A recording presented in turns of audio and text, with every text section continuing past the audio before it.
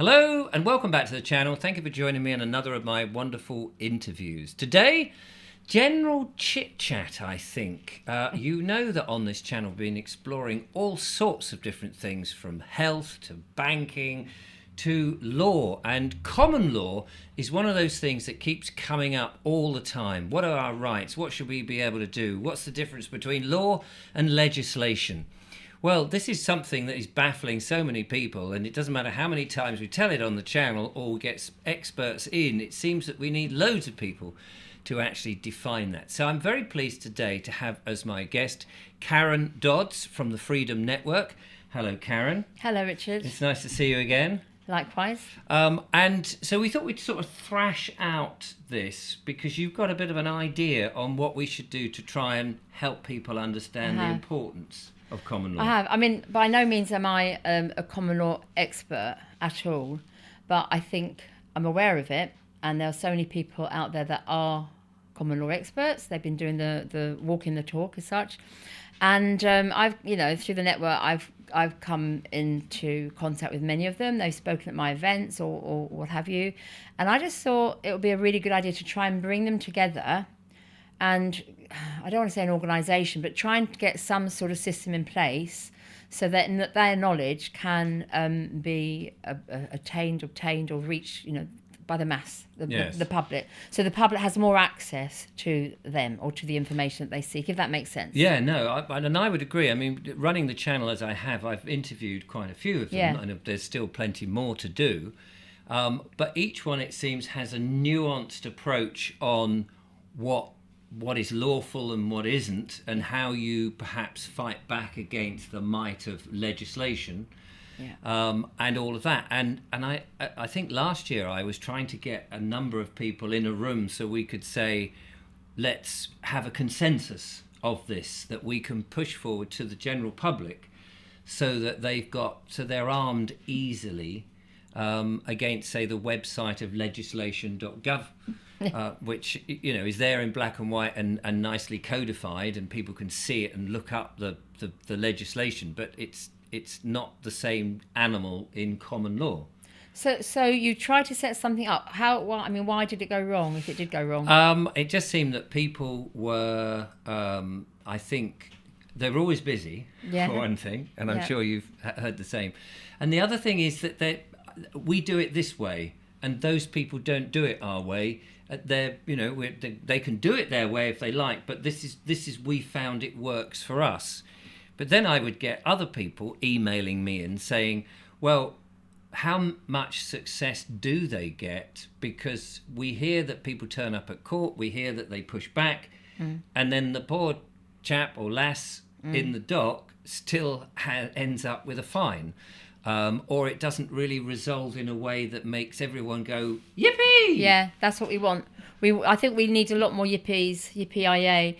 And I think, having been on this little journey, as many of us have, for the last, 4 years? Has it gone on for 4 years now? It seems to have gone on forever, and I've only been here around for a year or so. We lost track of time, haven't we? But I think so many people are walking the talk now, not just the people that have become experts in this, but many members of public that, they've got a little bit of information, so they've stopped paying their council, or they're not paying their parking fine or their mortgage or whatever it is, and they are doing the work. And my hat goes off to them, because it takes a lot of guts, a lot of courage. I think you've been in that situation yourself. And I made a decision as well. I thought it's time for me to walk the talk. I've been so busy doing other stuff, like with the network and events and personal life, family, my own business and stuff, that it's, where do you find the time to do all these things? Yes. Sometimes it comes to you. And so for me, I was approached by my council because I got a couple of flats that I turned into holiday lets, and they decided they didn't want me to do that. And I thought, oh, really? Who are you to say what I can and can't do with my holiday lets? So that's when I decided to walk the talk. And I managed to find a couple of guys in Folkestone who have been really, really helpful. And we've done the notices. We've sent 3 notices. And they're not just a bit of paper. I mean, I don't know if you've seen them, but they're like 60, they're massive documents. Yeah. Very thorough. And they are quoting a lot of legislation, that have gone through the courts, Smith versus Jones and what have you. So I've obviously read through it, and then you get to a certain stage when you send these 3 notices, but it's a game of chess. You're waiting for the next move, and it feels really good, but I want the yippee moment when you think, okay, I've done it, and then I've had something in writing to say, okay, you're done, you're sorted, you're away for it. We're not going to hassle you anymore. Yes. Because I also know a lot of people, they're saying, well, I haven't paid the mortgage for 2 years, and I think, well, great, let's see what happens in 2 years' time when they dump it all back on you, maybe with your interest rate or not, or maybe they won't. I don't know. So have you had a resolve with? Well, it's just gone quiet. Yes, this is the thing that seems to happen. It goes quiet, and then you're living in limbo, aren't you? You are, and for a lot of people, because it's a life-changing thing that they're doing here. Yes. It's massive, especially with the cost of living. People don't have a lot of money, and they're trying to save money wherever. So the last thing that I had was a threat. And I can't remember what it was. It wasn't a very nice threat. I mean, the first letter I got was, I think, like a £15,000 fine and 2 years in prison. Oh, nice. And I laughed because it was just it was so ridiculous. Yeah. Absolutely ridiculous. And extreme. And totally extreme. Give me a criminal record purely because I want to let my flat out. So it's a holiday guest. It's the same sort of thing. So the last thing that I had before Christmas, I think they were saying they're going to put me on some register and they are going to take me to court. And I thought, okay, we're moving our queens and castles around now, so let's see what's happening. And I haven't heard anything from them yet. Yes. But I'm very fortunate because there's a couple of people I can go to and say, oh God, I've had this now. What do I do? And I have that advice. And these guys that have been working, they're doing it free of charge, and they're doing it on a spiritual level, which I really like. It's not an egotistical thing. No. Egotistical. It's they're doing it for the right reasons, and I think many of us on this war path are doing it for the right reasons. It's for the greater good. It's like being in divine service, which might sound a bit odd, but we are doing it because it's for the right reasons, isn't it? And I think that is really, really important. And I think if you tune into whatever you want to call it, the divine, God, heaven, whatever you want to call it, but there's obviously something greater than us. But I think if you tune into that with the right reasons and the right intentions, we will get there. Obviously, it's not just going to be a piece of cake. No. We have a little bit of fighting to go through, if that's the right word, fighting. But we have to sort pushing of back. And standing up. Standing up. Yeah, saying no. Yeah, exactly. Saying no. I think that's all it is. But it's very frightening to say no because you don't know the consequences. Right. And I think that's what this is about as we do our chit chat. Because when we started this, we didn't really know where we were going to go, did we? But I think it is pushing back, standing up, and helping the public, those that want to take it to the next level.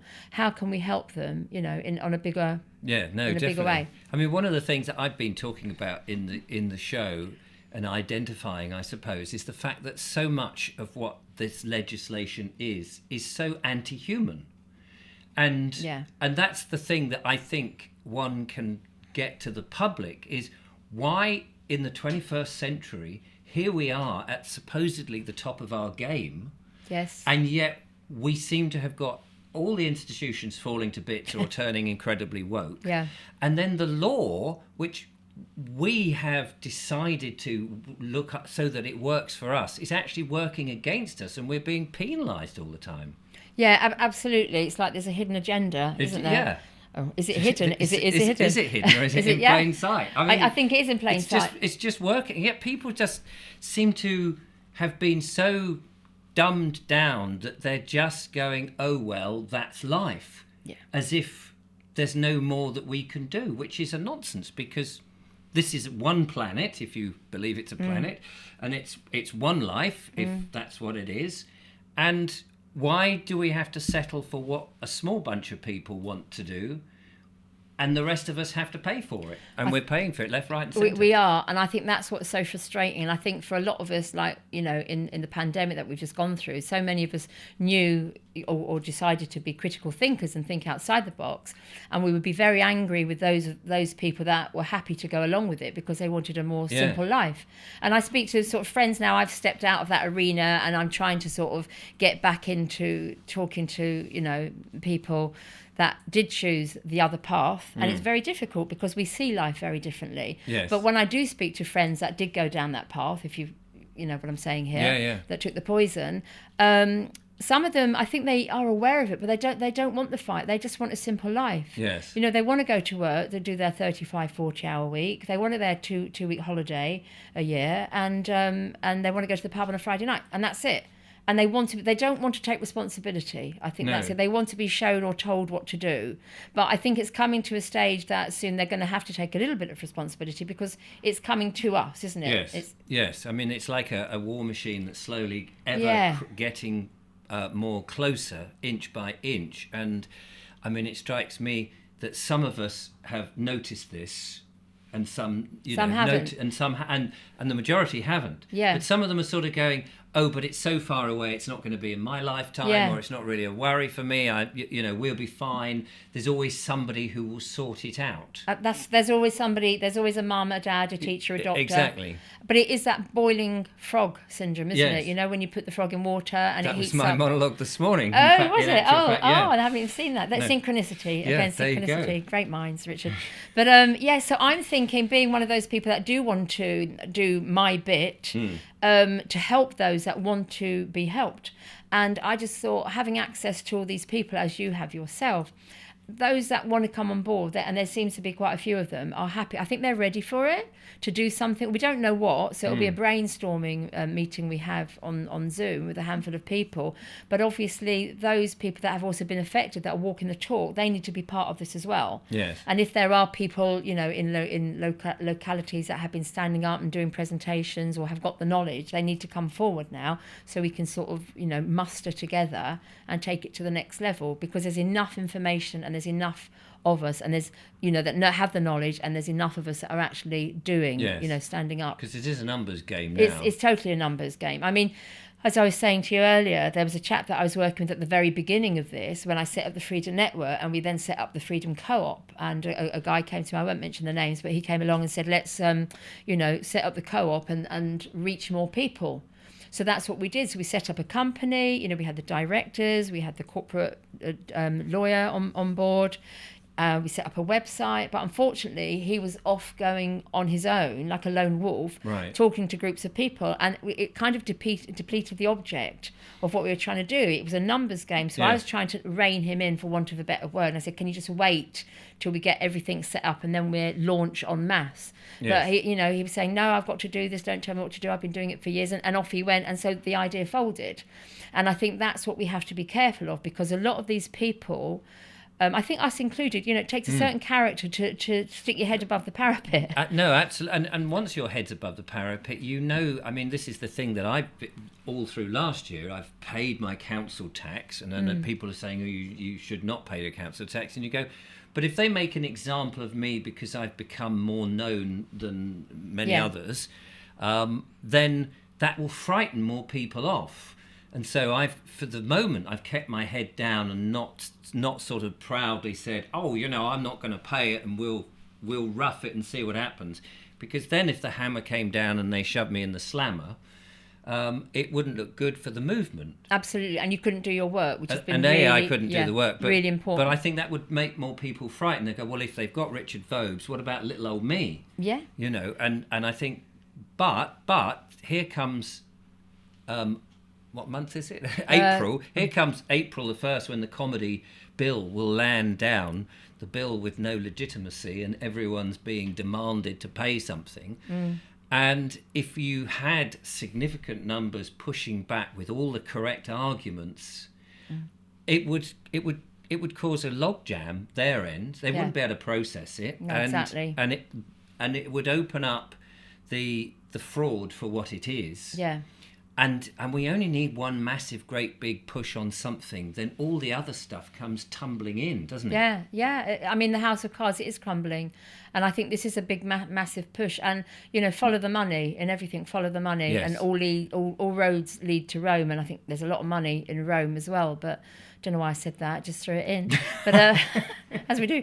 But yeah, I think following the money, and a lot of these people saying, don't pay your taxes, don't pay the bills. Yeah. And it feels wrong, because we've been brought up to, go to work and pay your bills and stand here and say thank you. And especially as a nation that is very polite, because you look what's going on in Germany at the moment with all the tractors, have you seen the farmers and the fire engines coming out? Nightmare. And it is a nightmare. And we're just saying, oh, look at that, what's going on. We're not, I don't think we've been... And the logic of we want you not to farm. Yes. In other words, ultimately, we don't want you to eat. I mean, that's what they're actually saying, isn't it? We don't want you to eat. That's absolutely. They don't want us to eat. And I know the farmers are getting these grants, aren't they, to turn their farmland into other things, whether you're turning it into shops or barns or renting them out as offices, and they're getting grants for like monocrops or not, or sorting out the hedges and things. Yes. And they're being encouraged not to grow food. Once you've built on that land, you can't unbuild. You can unbuild, but it's not agricultural. It's not agricultural, and then it would take too long to sort of knock all the houses down. I mean, unless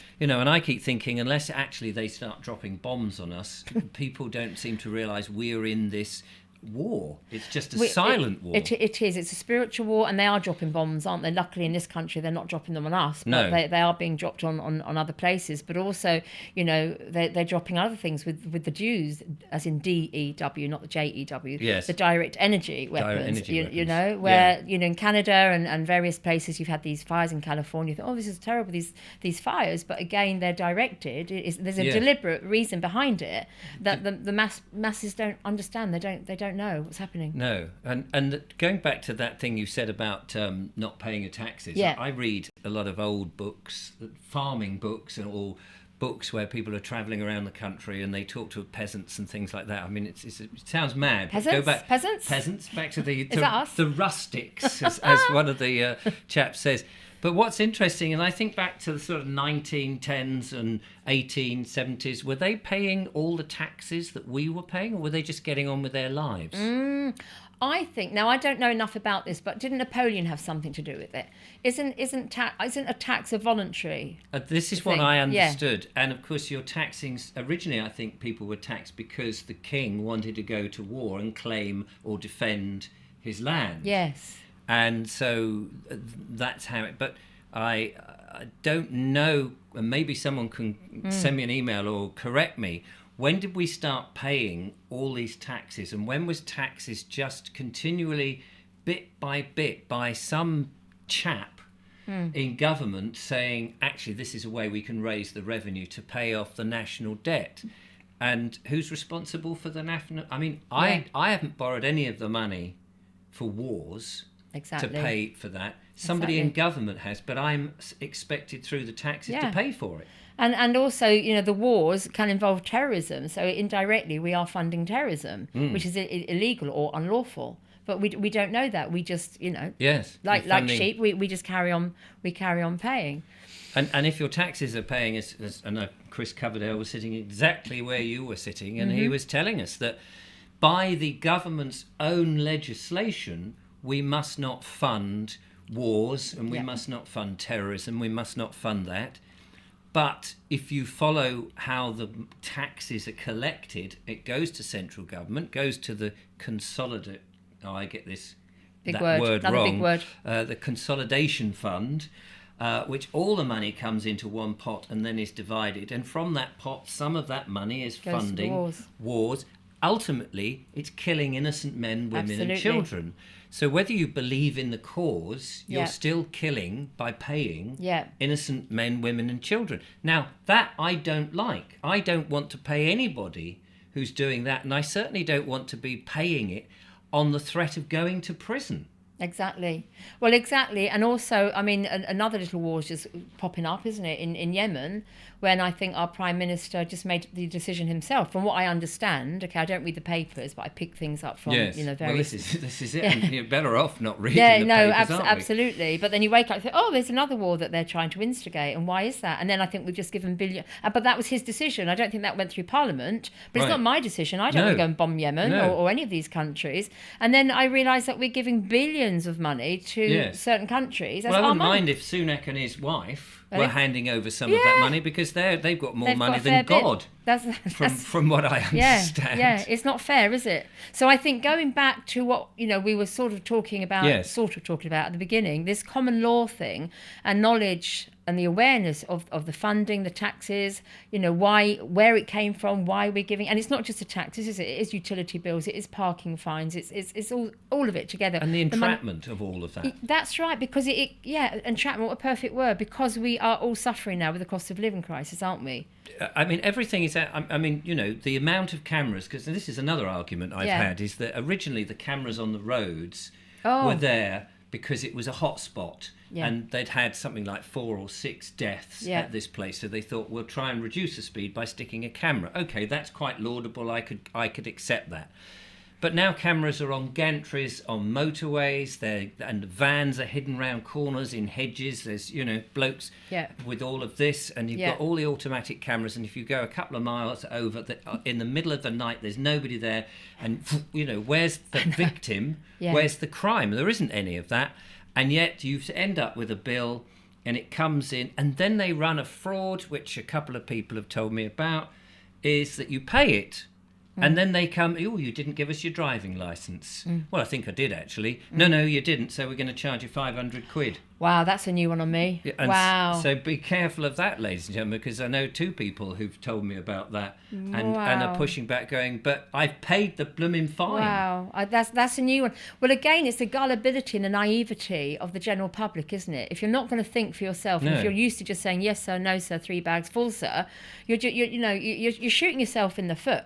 And that's what's so frustrating, isn't it? Because you're not just doing it for yourself, you're doing it for all of us. Yes, yeah, absolutely. And then there's the woman, apparently, one of my viewers wrote to me and said, oh, my mother went for a walk. She was only going 100 downs to meet a neighbour. Yes. She stepped out of her house onto the pavement with her dog. With no poo bag. No poo bag. And somebody from the council asked her, and she said, well, I'll just go and get one. No. The dog hadn't fouled. I know. There was no crime. I mean, and is that a crime? Well, according to, if you read signs on the street, you're going to get fined if you don't pick up your dog's, Yes, but it hadn't even done that. That's that's the annoying thing. So it's like a test, but then you've got these little mini, I call them mini Hitlers, but, people that put on the high-vis jacket and, or a uniform, and, look at me. The power. And I think also a lot of power has been bestowed on them, because the rules and regulations have changed for them. For instance, air hostesses, or whatever you want to call them, people, are they called air hostesses? That's the old-fashioned name. The handing out of refreshments on an aeroplane, on an aluminium tube in the sky. That's right. Job. No disrespect to anybody who happens to be an air hostess or anything. But it is a hostess, but it's another name, isn't it? Cabin crew. Cabin crew. They changed this. Cabin crew. But I think that the powers that are vested in them now, if you misbehave, I do get it to a certain extent. We do need law and order to keep us, in order, but respectfully, but not controlled. Yes. But I think again, they if you want, I don't know, 1 drink too many or something, they can say, no, you're misbehaving, we're going to stop, the plane's going to land here because you're drunk. They just, I don't know if that actually happens, but what I'm trying to say here is if you get a uniform on, it comes with a lot of power before, and the high-vis jackets and stuff like that. And we've become a little bit frightened of the high-vis jackets. Well, that's it. They're emblems of power. They are. And you've got people who look pseudo-like police. Or military. The police look military. They do. I was at Gatwick the other week, and it's funny. There's a picture of this guy with all these weapons and a dog, and he's smiling, saying, we're here to help you. And I had to laugh. I nearly took a photo of it because it was so scary. If you're coming into the airport and you see these policemen walking around with these bloody machine guns, it's intimidating. And then what does that say about your country? Exactly. If you've got to have those sort of people there to protect you, it must mean your country is in an absolute state. It's all fear-mongering. So I think, all that. And like you say, with the cameras absolutely everywhere, I just assume that I'm being watched all the time now. Yes. Not because I'm in fear or I'm paranoid, purely for my own safety. I'm thinking if I'm going to do something, not that I do anything naughty, don't think I do, but I'm just thinking there's somebody watching me. Or there is now here. And there's 3 cameras in this room. Well, there's 3 cameras, yes. But I am controlling them. You are, and you're controlling them. There you go, the enemy. Yeah. Oh, bless you, not at all. No, you're great. But the way that we feel is that we are guilty before we do anything. Yes. And that does seem to be, and it's also there's the 12 presumptions of law, and unless you rebut it, it's assumed that you're guilty before you get in there, even though there's the pretense that you're actually innocent beforehand. Yes. But I mean, why are they taking photographs of you as you enter supermarkets? Oh, I and, know. And on the till and all of this. I mean, they're just spying on you. Totally. And then it's all in our safety. But why? Well, again, my opinion is it's control, isn't it? And it's also to see how good and how not good we are, how naughty we are, and this social credit system that's going to come in, which they have in China. And I was talking to somebody again the other day, because we talked to a lot of people that give us information, saying that in China, apparently, if you've not been a very good person, your allowance of toilet paper is restricted. Now, I thought that was a joke. I don't know how true it is, but it doesn't surprise me. There does seem to be a thing about toilet paper in this, this weirdness that we've been going through over the last 4 years. Had you heard that one? No. Okay, so that apparently is in China, but if you're... that's enough to motivate. It's like, oh God, there's nothing to crap on, so I'll have to be a good person, because otherwise I'll have to just use, I don't know, a cafe napkin or something. Or do some cultures, tablecloth. or your hand, as I think they do in certain countries, which I don't think we've been brought up to do, but that's fine. Yes. But again, it's all about fear mongering, isn't it, and being a really good person. Yes. And I think that's what it is. Because actually thinking about what I've just said, assuming cameras are on me all the time, it does sound like I'm in fear, but I'm not. I'm just in awareness, and I think awareness is very key to what's going on. Awareness and knowledge, because then we know how to deal with it. So I think with the cameras in the supermarkets and what they're doing all the time is to put us in fear and to control us and to get our data and to know if we are good people or not good people, and they'll know it. And then they can sift us into groups. They can sift us. Yes, it's the same thing with this cash, isn't it? Cash is king. And I think it's really important, but I don't know how long we can keep it. I use it as much as I can. I spend it very quickly. Then I do have to use my card. But I see more and more people using the phone, or the card, or they don't have, I haven't got cash. Even people that are in this movement, they don't, they... No, I know. Well, I tell you that, I mean, it is interesting trying to stay independent of everybody as a host on a YouTube channel and interviewing everybody. It is very interesting when you are invited to events and you go perhaps to a restaurant or a pub or whatever, and you see people, on the one hand they've been saying it over here, oh yes, cash is king and it's so important, and the next hand is like, oh, you're buying that with your card. That's right. I haven't got any cash out. And it's like, did you not organise your life around what you've just been saying? Absolutely. It's a difficult one. I know at the local farmers market where I am, where I think they were not on the same page as me. Some of them seemed, the stall holders do seem to have switched, because they say cash is king. And I thought, last week you weren't saying that, but now you realise the importance of it. And they said, look, why don't you, every time you go past a ATM, there's not many of those left now, but every time you do, just take a tenner out, take 20 quid out and use it. So the machines are getting used and the cash is still being in circulation. I think that is really important. We can all find 5 quid or 10 quid maybe, or once a week, I don't know, just to keep it going. I think that is so important, and that's just coming from a guy at the locals farmers market, because a lot of them, they have those little white things, don't they? You zap them and stuff. I mean, the convenience, of course, is the thing that everybody has and it is convenient. Foul of, because life is, life has been made to be so busy. Yes. I mean, I was talking to somebody the other day, and it was like, you think back to 1940, 80 years ago, or 80-something years ago, and one man, the man of the partnership, the family unit, the man would go to work, the woman would stay at home. Now, I'm not saying it's right that one person, but a traditional way the family traditional, but you only needed one income stream. Now you've got people having to work several hours, or several jobs in their partnership. They've got to pay for somebody to look after the children. Absolutely. Families are so scattered all over the place because of work, or because of the kids have gone to university and now settled in university towns miles away.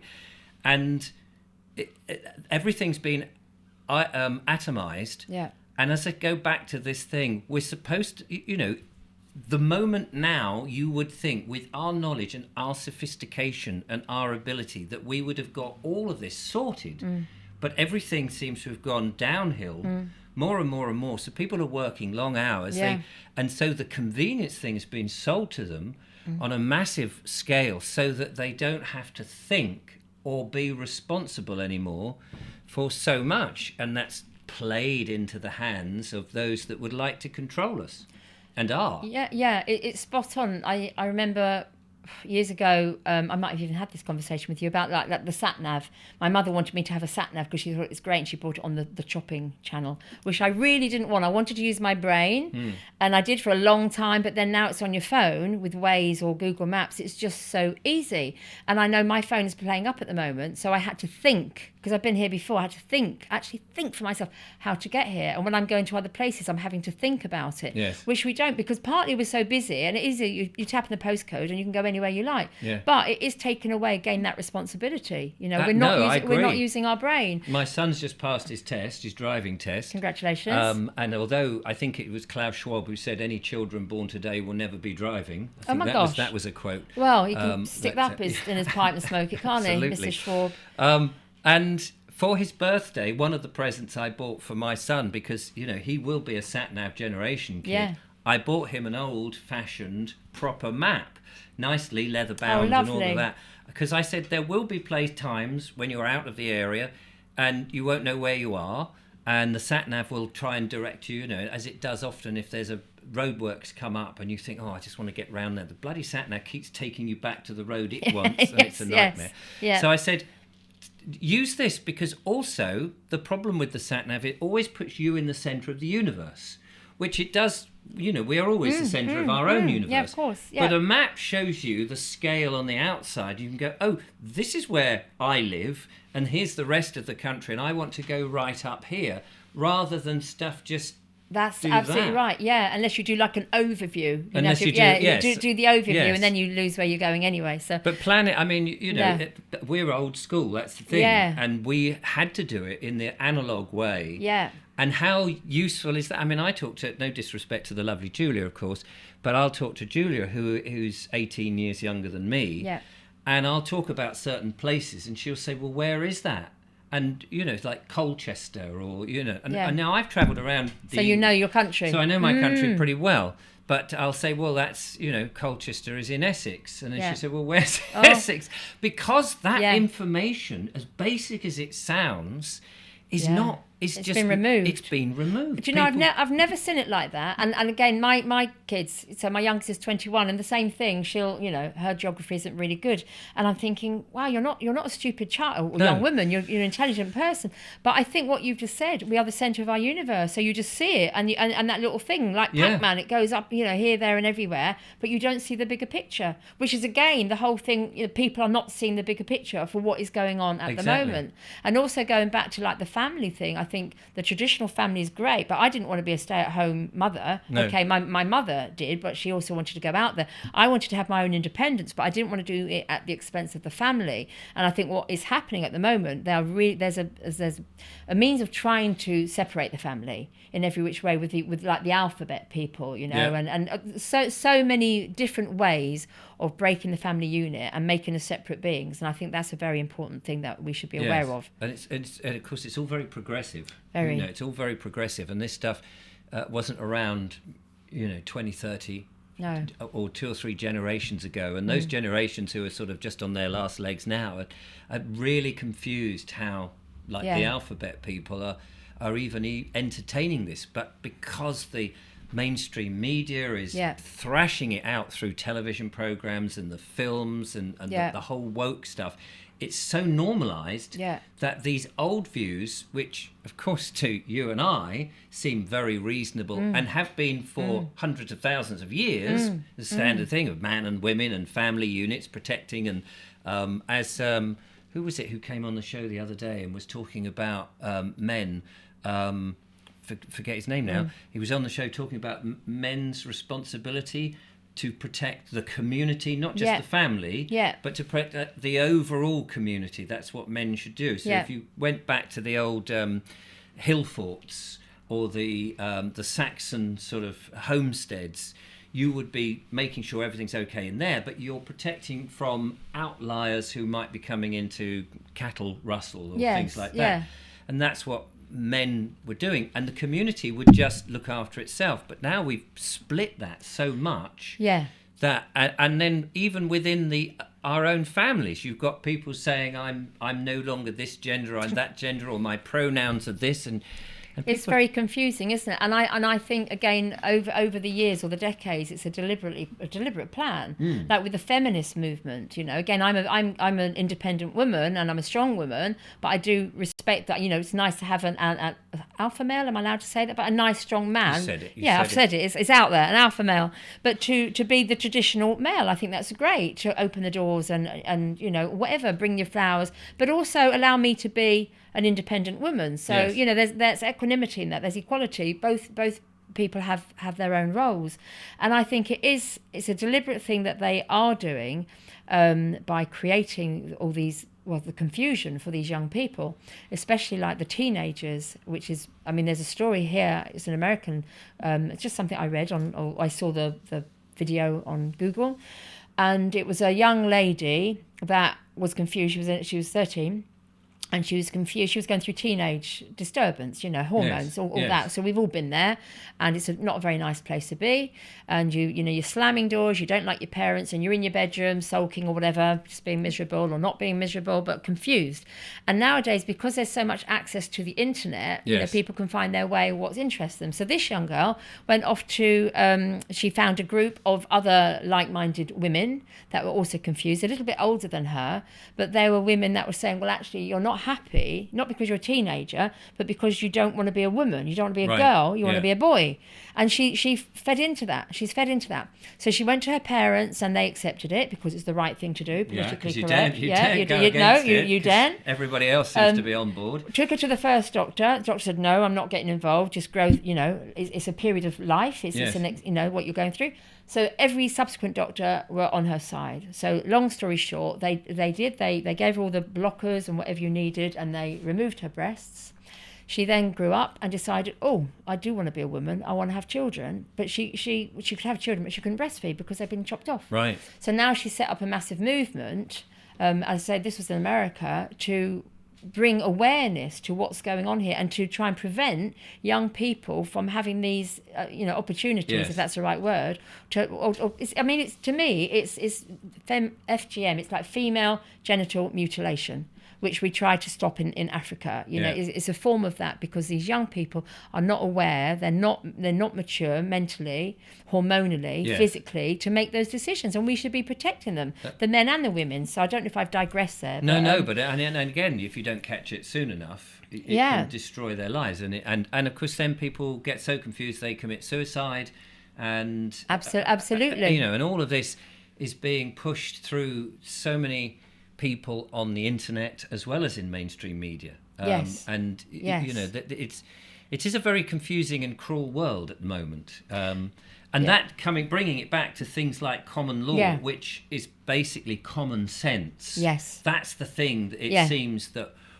all what we've been talking about is where common sense has been removed. Absolutely. And that if you talk about things which just seem very basic and simple, you're not progressive enough. And what about all this new stuff and all of that? All that's is old archaic ideas, the family and all of this. You've got to be doing your critical race theory, you've got to be woke, you've got to be progressive, you've got to be transhuman, and you've got to wear all the tech gear, and you've got to be on your phone like this. And pay by your phone before the microchips come in. And don't, for God's sake, go out into the countryside. We'll bring the countryside and put it on a screen for you, you can just sit and watch these it. things, these virtual reality. So you don't need to go out at all, do you? You can live in a little smart city and just get on with your life. And and the way we'll coax you into that smart city, which is such a fantastic thing, is we'll put 5G and radiate you if you dare to step anywhere. We'll put digital ID everywhere, so we'll tell you what you can buy. We'll have a controlled money system, and we'll have cameras surveilling you. Sounds ideal. What could possibly go wrong? Doesn't it just? And the scary thing is, because obviously we're of a similar age, so we understand this, but the youngsters coming through and being institutionalized, from birth, or let's say from the age of 3 or 4, when they go to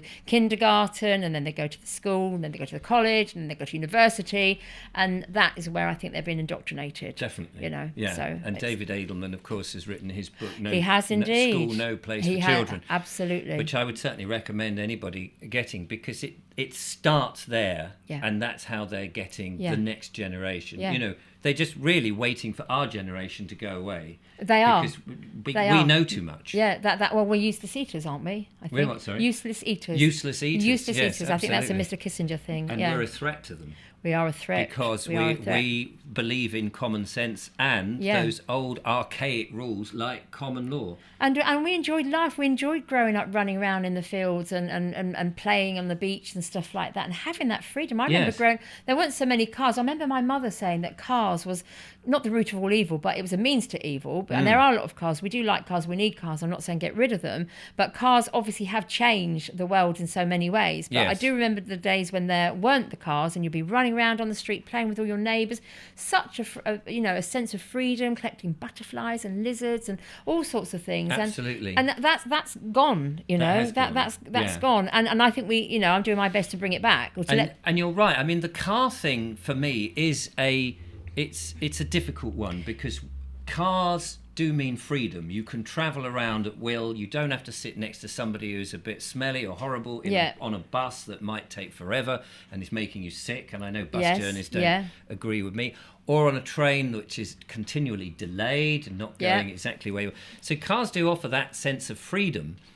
But we now that there's so many people in this country and we're all very affluent against, say, third world countries, a horrible phrase, I know, but we've all got cars, and now the congestion and everything is too much. And so on the one hand, you kind of sort of go, well, I understand why they don't want us all to have cars. I get that, because there's so many and they're dangerous and people get frustrated and there's the fumes and all of this.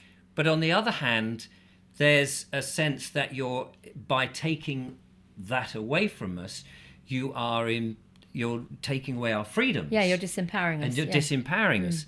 And maybe it's down to different solutions, such as redesigning these cars, designing how you run big towns and cities, or maybe big towns and cities is not actually the answer.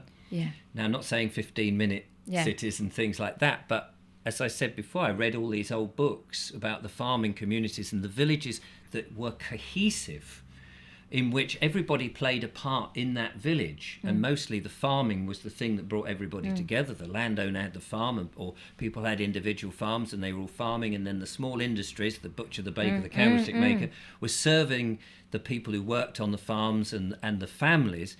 And that system, which variations of it has been around for generations, has worked so well. And now that we've atomized people need those cars because their work is so far away. Their children who went to university are now 200 miles away. And so people have found that they've got to have some form of cars. The transport system in this country is it's not very reliable, is it?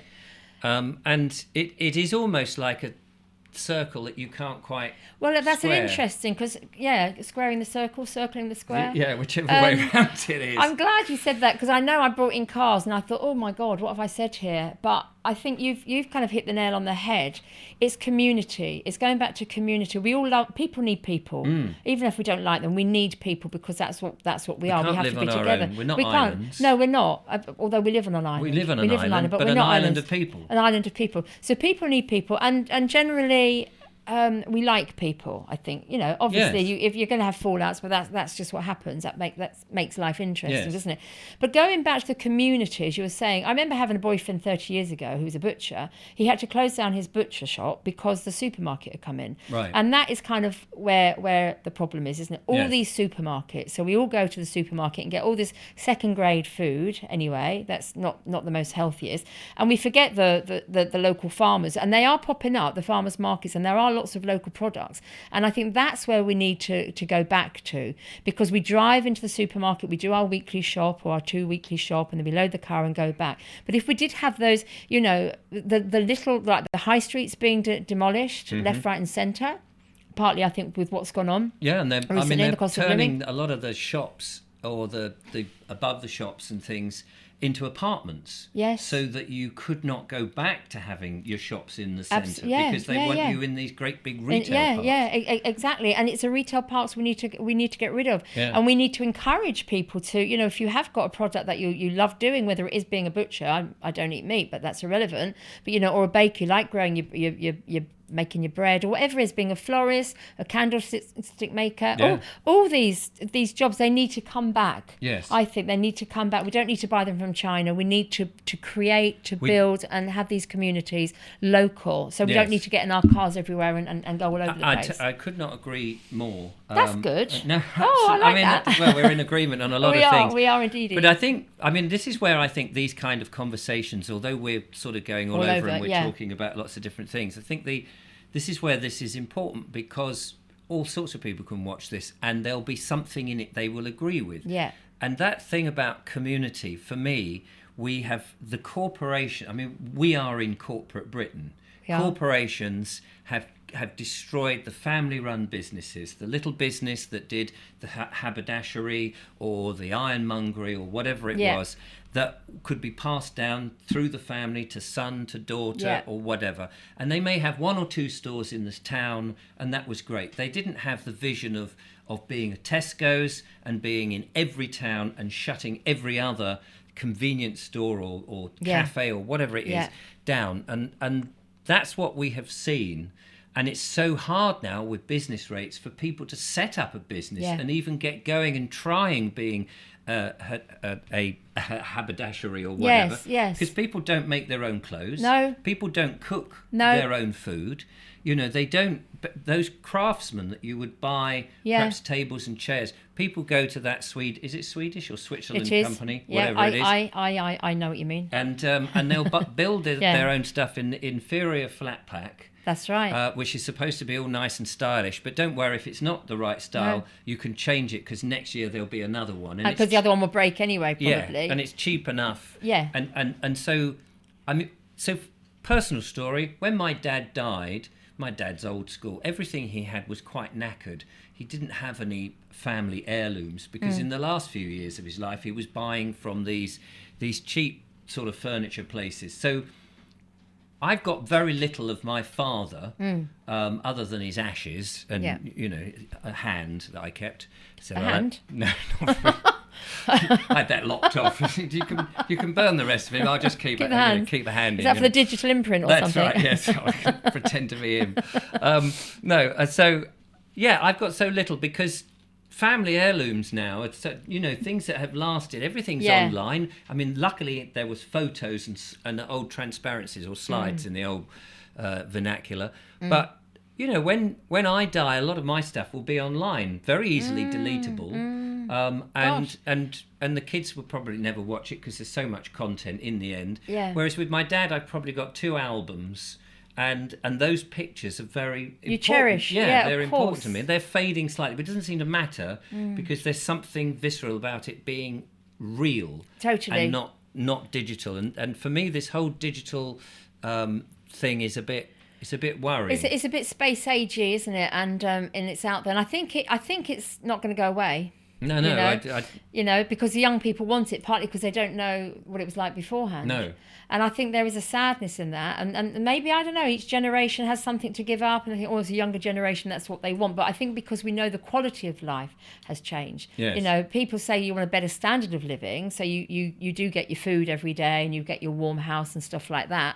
You've got clothes to wear. But I think the quality of life, that is what has been diminished. And like you say, with the shopping, because so many of us, and I'm guilty as well, we go to that jungle shop, you know, Amazon, and it's delivered the next day and you can send it back. They make it so easy. They keep your credit card and you buy things you don't even know you bought. And sometimes you're so busy, you think, did I buy that? Oh, can't be bothered to go in and do all that other stuff. And that interaction with people when you do pop into the local little baker's shop is gone. Yes. You know, I think coffee shops are great. You know, I don't drink tea or coffee. I love my hot chocolate. I go every day to a different coffee shop. I try and go locally. And I can see there's always a lot of people in coffee shops because, again, that's community, isn't it? Yes. It's a degree of community. And to just go down the high street, I'm lucky where I live because you've got a lot of different independent shops and you can pop in and you can get to know people. That's great. But yeah, the bigger towns where these shops, like Guildford, I was with a friend the other day, she'd go to Guildford, it's gone. It's all gone. And Guildford, again, quite an affluent town with lots of, shops and department stores they used to have, all gone. And I think it is in our power to bring this back, maybe on a small scale that might get bigger for those of us that want it. Because when you talk to people, everybody wants to live in, not so much in a community. You don't have to go and live on the land, but you want to know that there's a community around there where there's local people. And again, that you don't need to necessarily have your car. You can go back outside of these, away from these large cities and these large superstores and stuff like that. One of the things that I think is in community, and again, reading these old books of how life used to be, is people used to make their own entertainment. People, they didn't sit in front of the television watching somebody else have an amazing life whilst they just sat there feeding their face with potato chips or whatever. They actually went to the pub and they sang round the piano. They may have sung out of tune. They may have been pretty terrible, but they all got involved, and the village and the fetes that went on. And the kids would dance around the maypoles. They would dress up. We used to have a carnival that used to come down here to the park. Wow. And we would stand here or go on the front. And I've got pictures from late 1800, I think it is, or 19-something, early photography of the carnival going past my door here. Wow. I wasn't here then, by the way. I was. Okay. You're on your way. I was on my way. Little star. I wasn't. Well, I don't think my parents were around at the time. But we used to have that in people. Now in Bridgewater in Somerset, they still have that, and in a number of towns, these carnivals are still very big, and everybody got involved. And I remember the last few carnivals was abysmal. It was just very tacky, barely thought together. Nobody was that interested. I don't know why I've got the camera there. Nobody was interested, and you could see that community had started to that cohesion of people getting together and doing something en masse had gone. And I think that's where we need to get back to. But of course, they've had a systematic process of shutting the pubs and closing down people. Nobody goes to church anymore. And have you noticed that there are, the town halls are not really being used, the parish rooms are not being used. And in the old days, we used to have radio stations and we had newspapers, and they would tell you what was going on in your town, got you excited, you would turn up. They've all been broadened out to sort of more national stuff. Yeah, that's right. That's so true. And so we've lost so much about what our community is doing and what it's for. Yeah. There was a film I watched on Netflix. Sorry, the other day. I know. But I did watch it, and it's called do my best. I know. I'm sorry. Best. All right, off with her head. But the film I watched was very good. It's called The Bank of Allen. Okay, and it's a true story. I try and watch true things. Yes. I don't watch the television or anything like that. I love movies. Yes. So I watched this one called The Bank of Allen. This is the bank up north, isn't it? I've seen that film. Oh, have you? Is it the Bank of Bank of Allen? I think Bank it's of Dave. Dave, thank you. Yes, I thought that didn't sound right. The Bank of Dave. And did you see it on Netflix? No, I don't have Netflix. No, I know. That's why I asked. Somebody gave it to me on a DVD. Oh, okay. Yeah, The Bank of Dave. Isn't that brilliant? Isn't it brilliant? So it's a true story of a man, a businessman that was selling vans, and people were struggling, so he had the money to lend them, and then he turned it into a bank. But he had to really fight for it because the banking system didn't want to have it, because they had the monopoly on the banks. And I thought that brought the community together. It was amazing. And that's what we should see many more things. Yeah, and coming together, people, that might have a little bit of money that can help those that haven't got so much money, and maybe it will come. Or I do think I am very optimistic that this is going to happen. I think it is. I think it's happening anyway, Richard. Actually, because I know through the Freedom Network, when I set that up, you had all these groups. It's for people to find each other through the Freedom Network, to contact somebody in your neighbourhoods. And sometimes people contact me. They lived in the same road. I thought, oh my God, that's really weird, isn't it? Yeah. I hope now you can, make friends and go and have coffee together. But the idea was to set up these groups, or allow people, give them, not allow, but have that facility. They could find each other, set up autonomous groups, and do whatever they wanted to do. And I think a lot of them are doing the thing that comes natural, which is, community, food, education, and stuff like that. It's really important. And more of us want it. Yeah, no. In one of my talks recently, and I said this in one of my monologues, because somebody asked me to talk about unity, and I was thinking about this on the way up. Very well prepared on the way up, about 10 minutes before I was due to go on. And I thought, you know what, I think that we, because of the generation that we are and where we've been and how we've lived and the fact that we've got one leg in the analog world and now one leg in this digital world, I think that we are the signposts for the next generation, for the younger people. Because when the time comes, and I think it's imminent now, that people are going to reach a barrier where the cameras, the digital IDs, the CBDCs, the collapse of the money, and all of this is coming to a head where reasonably intelligent people are going to go, what the hell is going on? This is not right. And they don't need to know the nuances or the huge rabbit holes that we've been going down. No. They don't need to know all that detail. They just need to know, hang on, we're being harmed. Yeah. That's all it is. Whether it's medical intervention or whether it's bank problems or whether it's just law, legislation attacking them. And I think our role, because we've been doing this and we've been talking it, and many people far longer than I have, of course, I'm still the baby of the party, but we are the signpost. We have been thinking about this, and they will need those thinkers to get them out and remind them exactly the things that we've been talking about, the importance of community, the importance of some cash monetary system which is not connected to theirs. Totally. The alternative health, of course. And the important thing, the spirituality, to help keep in touch with our higher selves, etc. And knowing to do the right thing. And I think that's our role. I think it is. I think we're, I wouldn't say like we're gurus or leaders or anything, but like, so I love the word signpost. It is, and it is like setting it up. So this is the way you want to come. But I also, I love the fact that you also went back to the spirituality stuff. That is so important. All this stuff has to come from within. Yes. There's nobody out there that's going to help us. We've got to do the work.